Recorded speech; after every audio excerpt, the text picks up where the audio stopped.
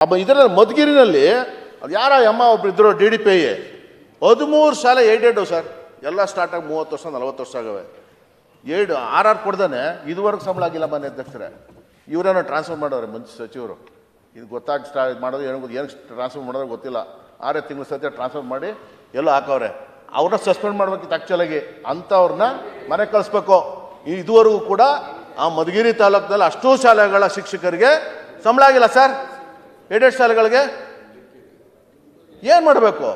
ಈ ಥರ ಮಾನ್ಯ ಅಧ್ಯಕ್ಷರೇ ಭಾಳಷ್ಟು. ಆಮೇಲೆ FD 30 ವರ್ಷ ಆಗದೆ, ನೀವು ಈ ವರ್ಷ ನೀವು ರಿನ್ಯೂವಲ್ ಆಗಬೇಕು ಅಂದ್ರೆ ಇಷ್ಟು FD ಇಡಿ ಅಂತಾರೆ. ಸ್ವಾಮಿ ಇದೆಲ್ಲ ಹೊಸ ಶಾಲೆಗಳಿಗೆ ಮಾಡಿ.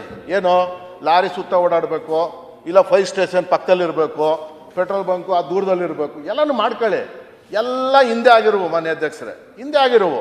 ಆಮೇಲೆ ಕನ್ವರ್ಷನ್ ಕೇಳ್ತಾರೆ ಮಾನ್ಯ ಅಧ್ಯಕ್ಷರೇ. ನಮ್ಮೂರಲ್ಲಿ ಯಾವ ಕನ್ವರ್ಷನ್ ಕೊಡಲಿ ನಾವು? ಕನ್ವರ್ಷನ್ ಆವತ್ತಿನ ದಿನ ಅಗ್ರಿಕಲ್ಚರ್ ಸ್ಟೇಟಸಲ್ಲೂ ಕೂಡ ಶಾಲೆ ಮಾಡ್ತಿದ್ರು. ಸರ್ಕಾರಿ ಶಾಲೆಗಳು ಅದರಲ್ಲೇ ಅವೆ, ಯಾವ ಕನ್ವರ್ಷನ್ನೂ ಇಲ್ಲ, ಏನೂ ಇಲ್ಲ.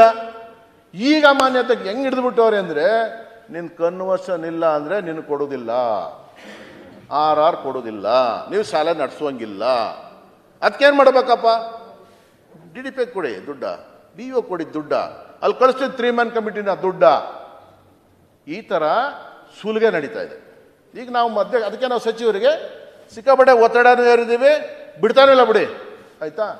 ಇವರು ಪ್ರಿನ್ಸಿಪಲ್ ಸೆಕ್ರೆಟರಿನೂ ಅಷ್ಟೇ. ಈಗ ಇವರು ಮಂತ್ರಿಗಳು ಮೀಟಿಂಗ್ನ 4-5 ಮೀಟಿಂಗ್ ಮಾಡಿದ್ದಾರೆ, ಅದನ್ನೆಲ್ಲ ಕಟ್ ಡೌನ್ ಮಾಡ್ತೀವಿ ಅಂತ ಹೇಳಿದ್ದಾರೆ. ಆದರೆ ಇದುವರೆಗೆ ಏನಾಗಿದೆ ಪ್ರಾಬ್ಲಮ್ಮು, ಒಂದು ಕಡೆ PWD ಅವ್ರು ಕೊಡಬೇಕು ಸರ್ಟಿಫಿಕೇಟ್ನ, ಅವರು ದುಡ್ಡು ಸಿಗ್ತದೆ ಅಂತ ಅವ್ರು ಮಾಡೋಕ್ಕೆ ಬಿಡ್ತಾ ಇಲ್ಲ. ಇನ್ನೊಂದು ಕಡೆ ಫೈರ್ನವರು ಅವ್ರು ದುಡ್ಡು ಸಿಗ್ತದೆ ಅಂತ ಅವ್ರು ಬಿಡ್ತಾ ಇಲ್ಲ. ಆಮೇಲೆ ಏನಾಗಿದೆ ಅಂದರೆ, ಶಿಕ್ಷಣ ಇಲಾಖೆ ಅಂದರೆ ಯಾರ್ಯಾರೋ ಬಂದು ತೂರ್ಕೊಂಡು ತೊಂದರೆ ಕೊಡ್ತಾ ಬಿದ್ದವ್ರೆ, ಎಲ್ಲರೂ ಹಾಕೊಂಡು ಚುಚ್ತಾ ಬಿದ್ದವ್ರೆ.